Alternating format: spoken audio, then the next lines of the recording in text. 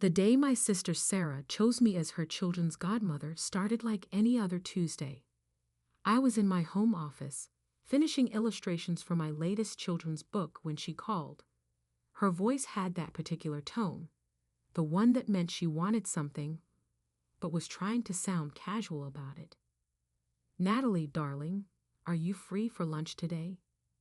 I glanced at my deadline calendar. I wasn't, but Sarah had never quite grasped that working from home as an illustrator meant actually working. I suppose I cooled. "Perfect. Meet me at Café Laurent at noon. Don't be late. This is important." She hung up before I could respond. Typical Sarah. I should have known something was up when I arrived at the cafe and found her already there. My perpetually late sister was seated at the best table, dressed in what I recognized as her power outfit, the one she wore to close important deals at her investment firm. "You look nice," she said, eyeing my paint-stained jeans and oversized sweater with barely concealed disapproval. "I was working," I replied, sliding into my seat. "Some of us actually have to do that." She waved away my sarcasm with a perfectly manicured hand. "Speaking of work, I have some documents I need you to sign." And there it was. "What kind of documents?" "Nothing major," she said, signaling the waiter for more wine. "Just some guardianship papers for the children, making you their godmother, officially." I nearly choked on my water. "What?" "Don't be dramatic, Natalie. It's just a formality. Michael and I are updating our wills, and we need to name official guardians for Emma, Lucas, and Sophie." Michael was her second husband, a quiet corporate lawyer who seemed perpetually bewildered by my sister's intensity. They'd married 2 years ago, after her spectacularly messy divorce from David. "Why me?" I asked. "What about Michael's sister, or David's parents?" Sarah's perfect smile tightened slightly. "Michael's sister lives in Australia, and David's parents." She trailed off, something flickering in her eyes. "Well, we're not exactly on speaking terms anymore." That was news to me. David's parents had always been wonderful grandparents, even after the divorce. They'd even attended Emma's school play last month. "The point is," Sarah continued smoothly, "you're the perfect choice. You work from home, you're good with the kids, and your family." She pulled out an envelope from her designer handbag. "Everything's already drawn up. You just need to sign." I didn't reach for the envelope. I'd like to read through everything first. "Of course," she said, though her smile tightened further. "But we need this filed by the end of the week, so don't take too long." The rest of lunch was a blur of Sarah talking about her latest business successes while I pushed my salad around my plate, mind racing. Something felt off, but I couldn't put my finger on what. That evening, I spread the documents across my desk and read carefully. The language was dense with legal terms, but one section caught my eye. A clause about financial control of the children's trust funds being tied to guardianship decisions. My phone rang, making me jump. Unknown number. "Hello. Is this Natalie Anderson?" A man's voice, vaguely familiar. "Yes, who is this?" "It's David, Sarah's ex-husband. Don't hang up." I hadn't spoken to David since the divorce 3 years ago. Sarah had made it clear that maintaining any contact with him would be seen as betrayal. "Why are you calling?" "Did Sarah ask you to be the kid's guardian today?" My hand tightened on the phone. "How did you know that?" "Because I received some interesting documents from my lawyer this morning. Sarah's trying to modify our custody agreement. Again." "What does that have to do with me being godmother?" He laughed, but there was no humor in it. "Everything. Check your mail tomorrow. I sent you a letter explaining everything. Just Don't sign anything until you read it. David, what's going on? I can't say more over the phone. But Natalie? Be careful. Sarah's playing a game, and you're not the only pawn.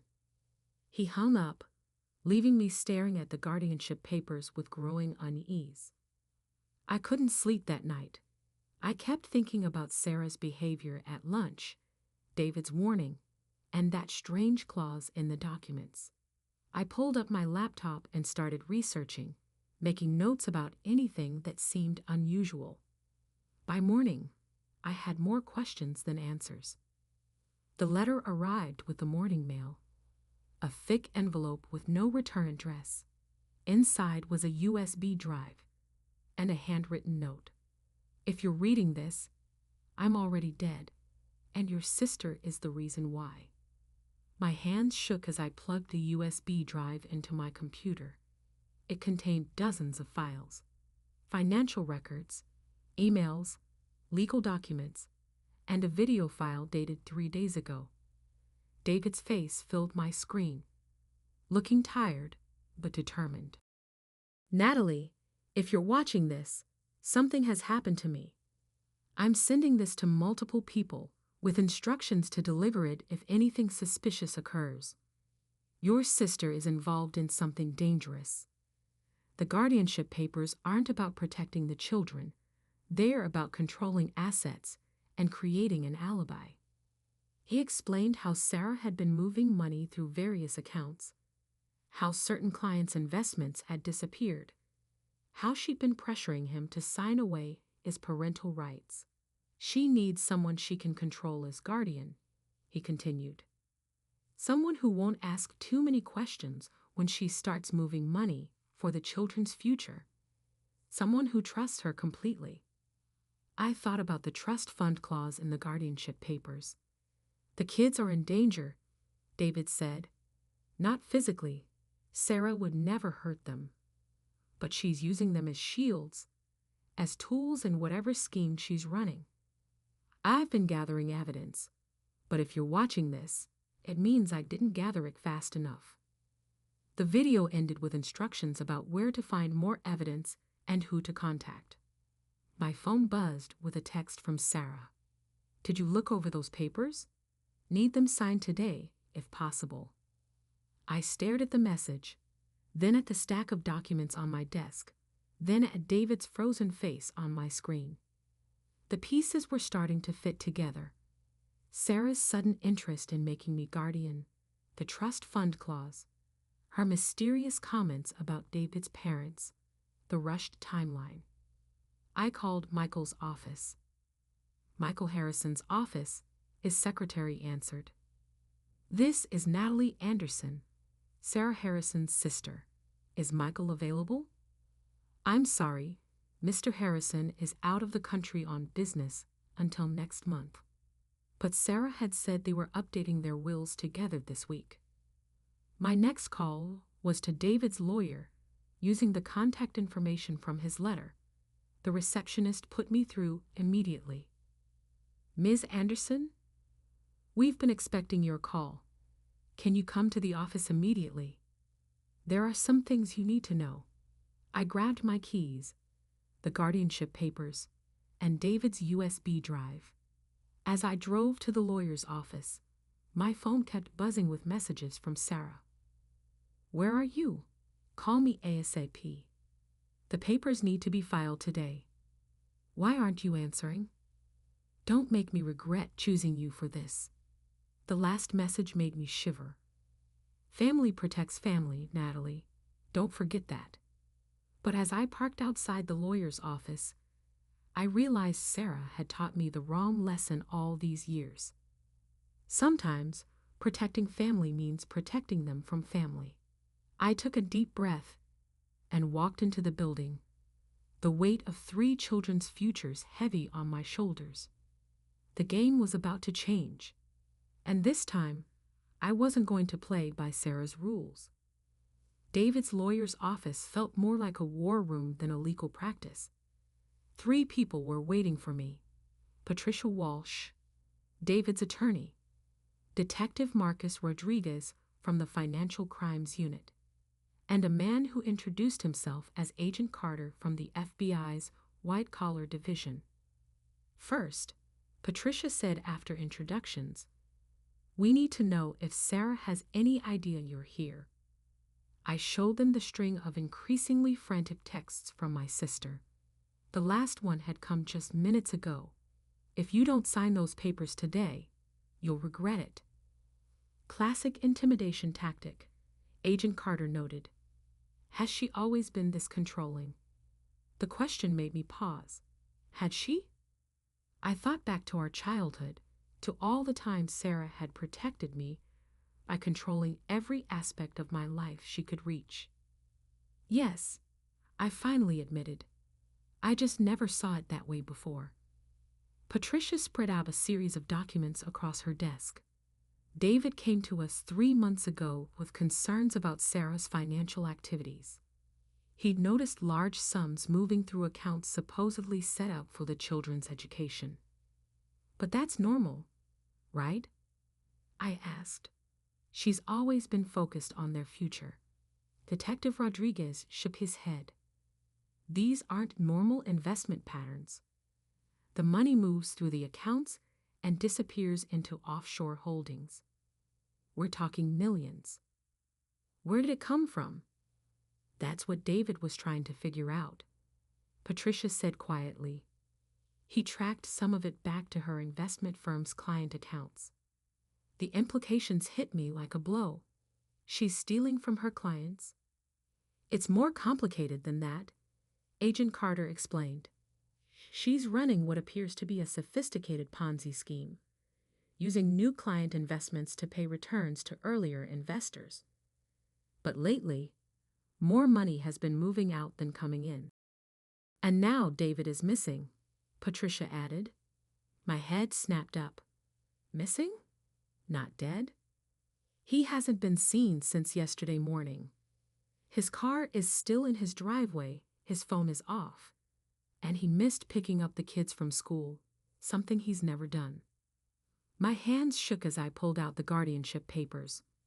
These arrived right after he disappeared. They examined the documents, pointing out clauses I hadn't even noticed, provisions that would give Sarah complete control over not just the trust funds, but any insurance payouts or inheritance the children might receive, including, Patricia said grimly, any life insurance payment if something happened to their father. The room spun slightly. You think she? We don't know, Detective Rodriguez said, but the timing is suspicious. And there's this. He showed me a copy of a life insurance policy David had taken out 6 months ago. The amount made me gasp. $5 million. Payable to the Children's Trust Fund, Agent Carter noted, which, according to these guardianship papers, would be under Sarah's complete control. My phone buzzed again. Sarah was calling now. I let it go to voicemail. What do you need from me? I asked.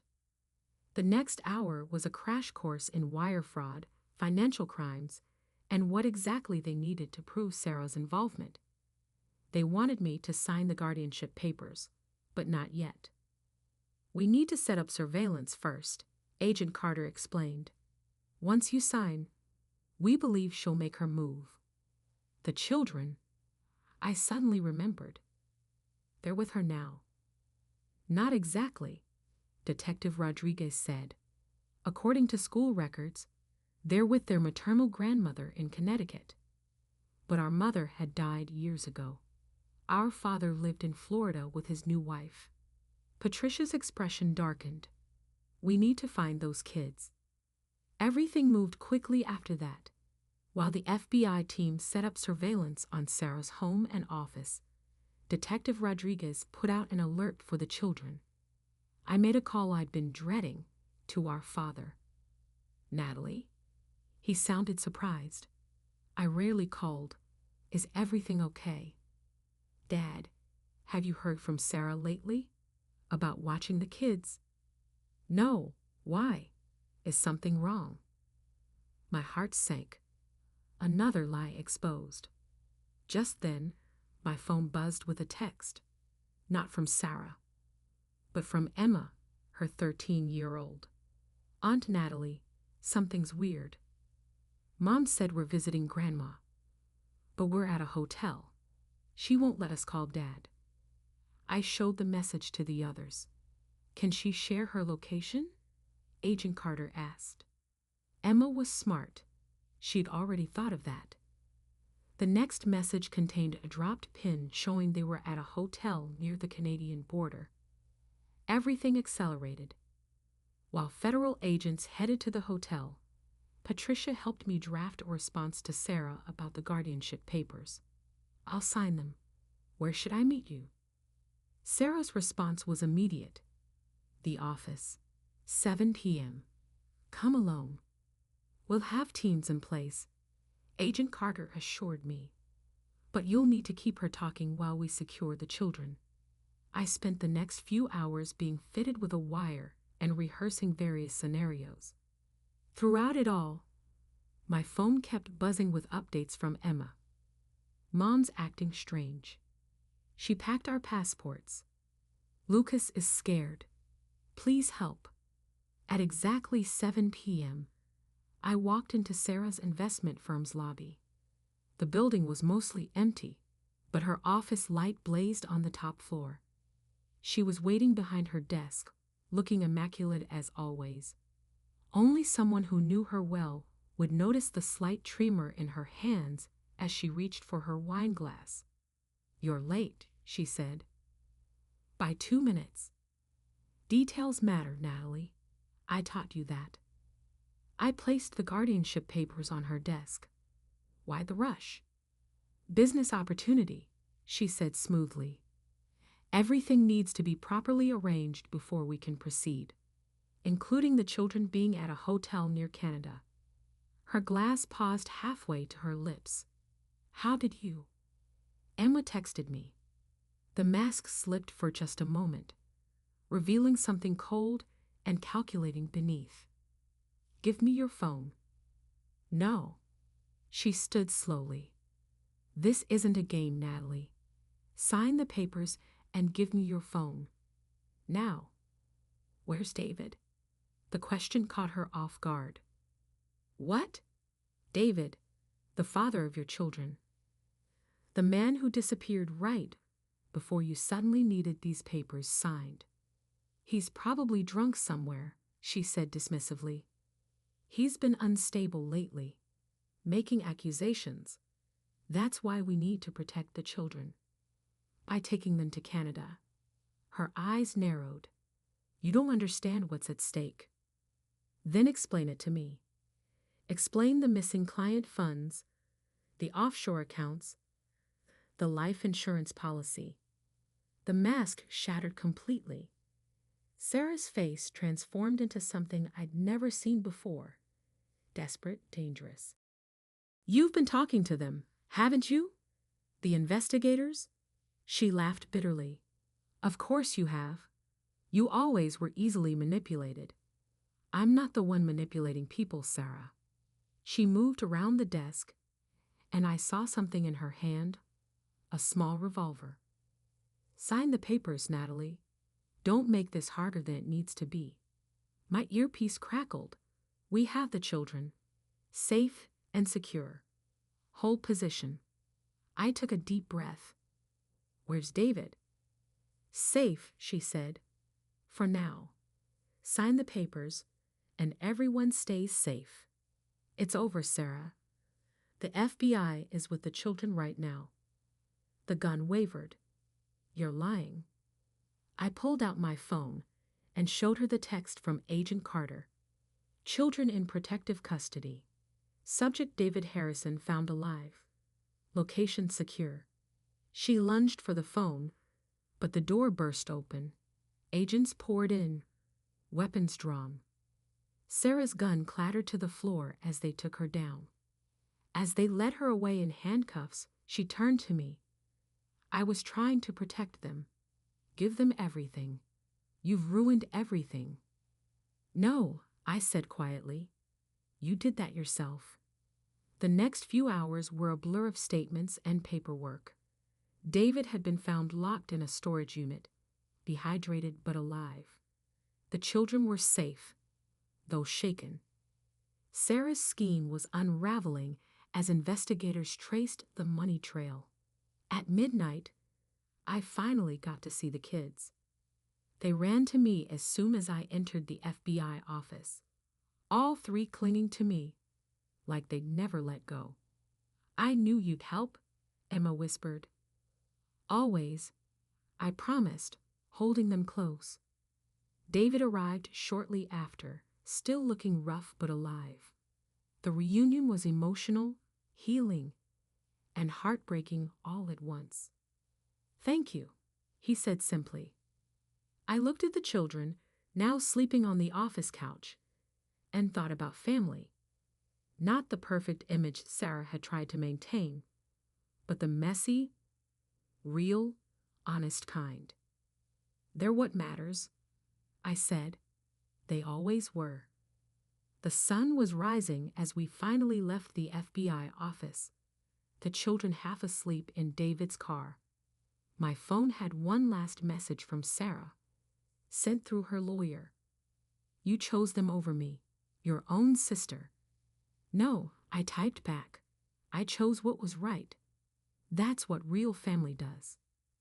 Then I blocked the number and drove home, toward a future that would be complicated and difficult, but honest. Sometimes, that's the best we can do.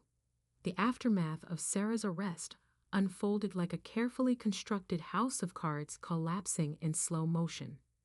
Each day brought new revelations, each more devastating than the last. The total amount missing from client accounts exceeded $50 million. The FBI found evidence of fraud dating back 5 years, spanning multiple countries and dozens of shell companies. But my focus wasn't on the financial fallout. It was on 3 children whose world had imploded overnight.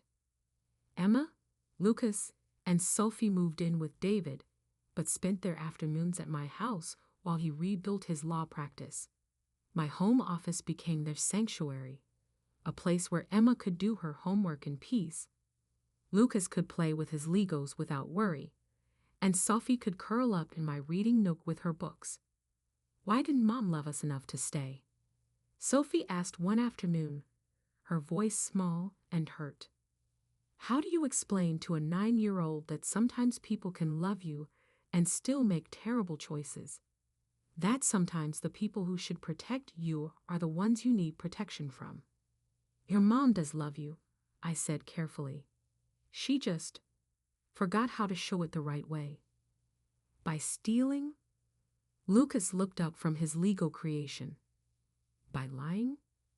By trying to run away with us. Emma added, her teenage insight cutting straight to the heart of things. I gathered them close. Sometimes adults make mistakes because they're scared or confused, but that doesn't make it right. And it's not your fault. The kids weren't the only ones struggling. Our father flew in from Florida, aged a decade and a week as he grappled with the truth about his eldest daughter. He spent hours looking through old family photos, as if searching for the moment where everything went wrong. I should have seen it, he kept saying. All those times she manipulated situations, controlled narratives. I thought she was just being protective.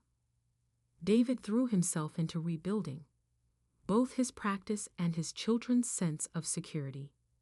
He set up regular therapy appointments, maintained their routines, and never spoke ill of Sarah in front of them, though I knew he struggled with his own anger and betrayal. 3 weeks after the arrest, Catherine Walsh, now representing both David and the children's interests, called a family meeting at her office.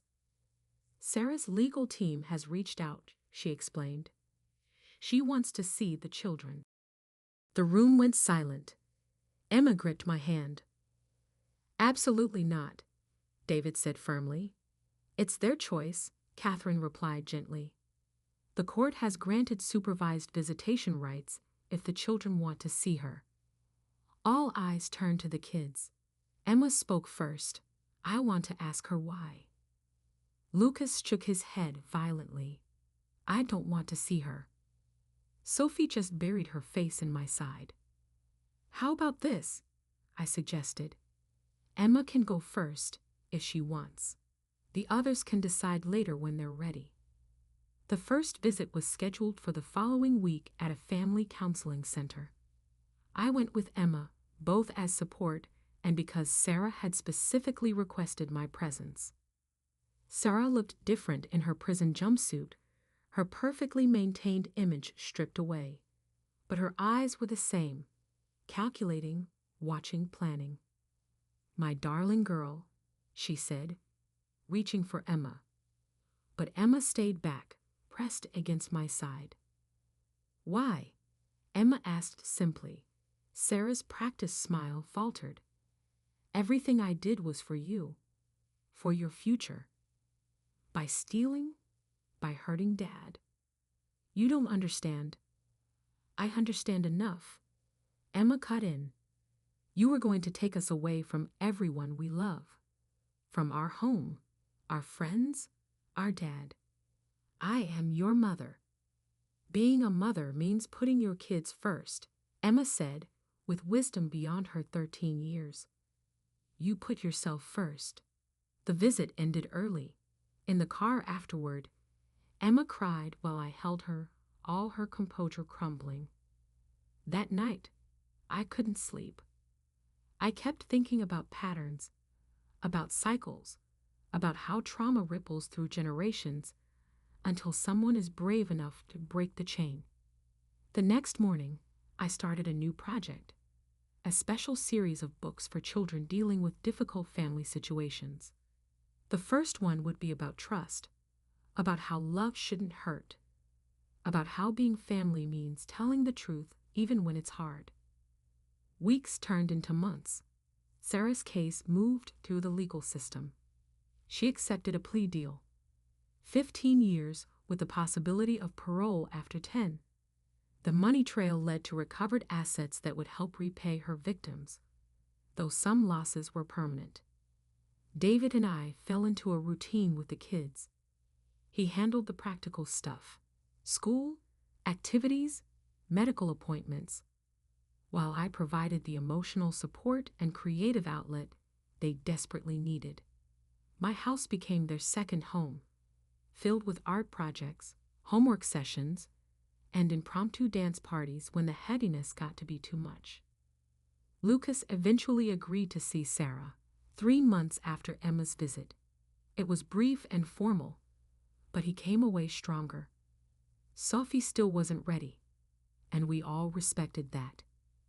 Our father struggled to find his place in this new reality. He started therapy, working through his own guilt and enabling patterns. I gave her too much power, he admitted one day, always afraid of upsetting her, of causing conflict. I taught her that control was love. 6 months after the arrest, I finished the first book in my new series. When Love Tells the Truth told the story of a family learning that real love is honest. That strength sometimes means asking for help, and that family can be rebuilt in new and stronger ways. I showed it to the kids first. Emma read it twice in silence. Lucas asked if we could send a copy to his school library. Sophie asked me to paint scenes from it on her bedroom wall. Are you going to write more? Emma asked. Yes, I told her. One for every hard truth we need to tell. The books found an audience. Other children dealing with family trauma, parents trying to explain difficult situations, therapists working with families in crisis. Sarah's lawyer sent a message saying she'd seen them in the prison library. You're using our family's pain for profit, the message accused. No, I replied. I'm using our truth to help others heal. 1 year after everything fell apart, we held a different kind of family dinner. No pretenses, no perfect images, no hidden agendas. Just pizza and board games and honest conversations about feelings. I miss Mom sometimes, Sophie admitted, her first time really talking about Sarah. But not the mom from the end. The mom from before, when she used to read me stories and tuck me in. That's okay, I told her. You can miss the good parts while still understanding why things had to change. Emma, helping Lucas with his pizza, added, "And we have you now. You're like our second mom." "Bonus mom," Lucas declared with a grin. "Truth-telling mom," Sophie added softly. The titles stuck, becoming their special names for me. Not replacing their mother, but adding something new and healing to their lives. That night, after the kids went home with David, I found a drawing Sophie had left on my desk. It showed all of us, David, the kids, our father, and me, surrounded by words like truth, love, and real family. At the bottom, she'd written, "Sometimes the best families are the ones that tell the truth." I pinned it to my inspiration board, right next to the family photo taken before everything changed. The contrast between the perfect, posed image and Sophie's honest, messy drawing said everything about our journey. The truth had cost us the illusion of a perfect family, but it had given us something better, a real one. And that was worth everything. 3 years into Sarah's sentence, life had found a new rhythm. Emma was now 16, a passionate advocate for financial literacy among teens. Lucas, 12, had discovered a talent for computer programming, channeling his need to understand systems into creating them. Sophie, at 11, was following in my footsteps as an artist, her work often exploring themes of family and truth. The supervised visits with Sarah continued, though they'd evolved differently for each child. Emma went monthly, approaching each visit with the analytical mind of someone trying to understand a complex problem. Lucas went quarterly, his visits brief but purposeful. Sophie had finally started going, but only every 6 months, and always with me by her side. Sarah had changed too, or at least she appeared to. Prison programs and therapy had stripped away some of her manipulative facades. Whether the change was genuine or another calculated move remained to be seen. But she was trying, learning to listen instead of control, to accept instead of demand. "I've been reading your books," she told me during one visit, while the kids showed her their school projects. "The series about families and truth. They're good. They help children understand difficult things." It was the first genuine compliment she'd ever given my work. "That's the goal," I replied carefully. "The ones about our family. They're helping other children, aren't they?" I nodded. The series had grown to 12 books, each addressing different aspects of family trauma and healing. They'd become resources in therapy offices and school counseling programs across the country. David had found his way to happiness too. He'd married Amanda, the child psychologist who had helped the kids through their darkest days. She never tried to replace Sarah. She simply added her own warmth and wisdom to our expanding family circle. Our father had transformed his guilt into purpose, starting a support group for parents of white-collar criminals. "We need to talk about the warning signs," he'd say, "about how enabling happens, and how to love without becoming complicit." My own life had changed in unexpected ways. Beyond my books, I had become an advocate for children affected by parental crime. I spoke at conferences, helped develop resources, and worked with organizations supporting families in crisis. One evening, as we gathered for our weekly family dinner, now a joyful tradition rather than an obligation, I looked around at our assembled family. Emma helping Amanda with the salad, Lucas teaching our father a new computer game, Sophie showing David her latest artwork. The scene was beautifully ordinary, the kind of family moment Sarah had always tried to orchestrate, but never achieved. Aunt Natalie? Sophie tugged at my sleeve. Can we add Amanda's baby to the family wall when it comes? The family wall was their idea, a collection of photos and artwork documenting our journey over the past 3 years. It included everyone, happy moments, difficult moments, all the people who made up our unusual but loving family. Of course, I said, we'll make room right here. Next to Mom's picture, she asked quietly. I knew she meant the small photo we kept, acknowledging Sarah's place in our story without letting it dominate. Right there, I confirmed. All parts of our family belong on the wall. Later that night, after everyone had gone home, I added Sophie's latest drawing to the wall. Looking at the collection of images, I could trace our journey, from broken to healing, from secrets to truth, from perfect pretense to messy reality. My phone buzzed with a text from Emma. Thanks for dinner. Truth-telling Mom. Love you. Followed immediately by one from Lucas. Check your email. I made an app for your next book. And finally, from Sophie. Can we paint the baby's room with scenes from your books? I smiled, remembering that terrifying night 3 years ago when everything fell apart. We'd survived not by denying the breaks, but by acknowledging them and building something stronger around them.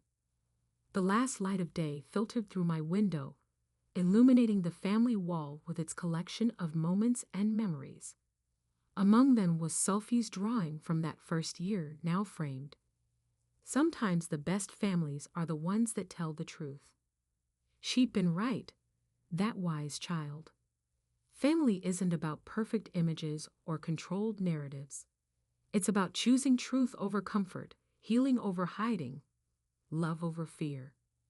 As I turned off the lights, I caught sight of my reflection in the window. No longer just the artistic little sister, but someone stronger. Someone who had learned that sometimes the most loving thing you can do is stand firm in the truth, even when it hurts. That truth had cost us the illusion of a perfect family, but it had given us something better, a real one. And in the end, that was the greatest story of all.